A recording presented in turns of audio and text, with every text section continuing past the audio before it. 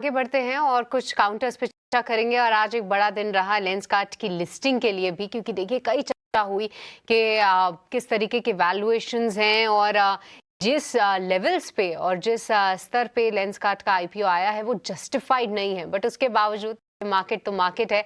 हालांकि लिस्टिंग जो थी वो 9% डिस्काउंट पे थी, बट उसके बाद स्टॉक में रिकवरी देखने को मिली और इशू इसके ठीक बगल में जाके स्टॉक बैठ 402 था इनका इशू प्राइस, 404 फिर 409 तक आई थिंक आज के सत्र में हमने लेंसकार्ट को जाते हुए देखा। तो कहीं ना कहीं निराश तो नहीं किया उन सभी लोगों को जिनका आईपीओ लगा 20 टाइम सब्सक्राइब जरूर हुआ था।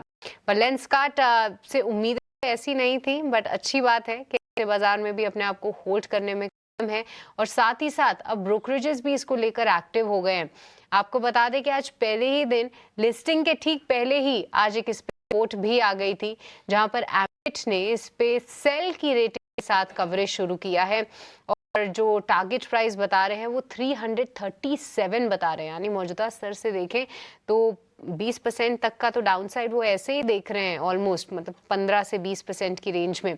पर राजेश जी, आपसे ही समझना चाहेंगे कि लेंसकार्ट पे आपका क्या व्यू है राजेश जी, क्योंकि ऐसे काउंटर्स जहां पर देखिए लोग एक्साइटमेंट में आईपीओ में पैसा तो लगा देते हैं और अलॉटमेंट भी हो जाता है, बट उसके बाद ये जो पूरी खबरें सराउंड करती हैं कि वैल्यूएशंस इतने हैं, होने नहीं चाहिए, फिर मैनेजमेंट का क्लैरिफिकेशन आता है, तो उससे घबराहट तो रहती है। बट अभी कहीं ना कहीं मौका है क्या निकलने का लेंसकार्ट से, या फिर आपका व्यू है कि लंबे समय में कुछ कमाल कर सकता है ये?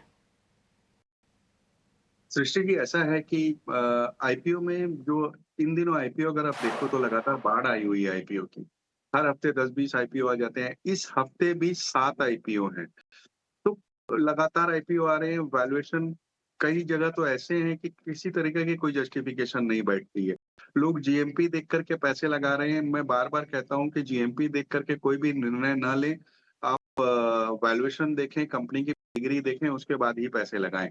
ये तो जुदा बात हुई आईपीओ एज़ अ होल की। बट अगर खास लेंसकार्ट की बात की जाए, तो अगर आप देखो तो 2800 स्टोर है।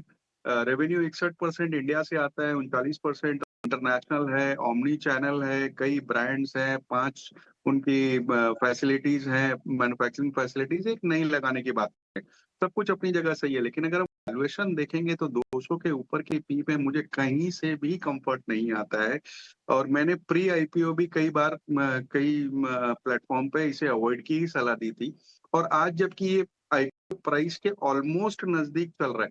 मैं नहीं जानता कि कल हो सकता है और घट-बढ़ हो जाए, क्योंकि अभी लिस्टिंग तुरंत ही हुई है तो कई चीज़ें साथ में चलती हैं। लेकिन ये एक निकलने का मौका है।